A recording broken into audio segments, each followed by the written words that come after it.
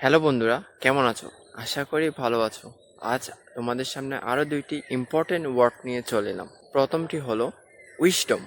উইশডম অর্থ জ্ঞান। এখন এটা দিয়ে বাক্য গঠন করি। উইশডম ইজ বেটার দেন রিচেস। তার অর্থ হলো জ্ঞান সম্পদের চেয়ে বেশি উত্তম।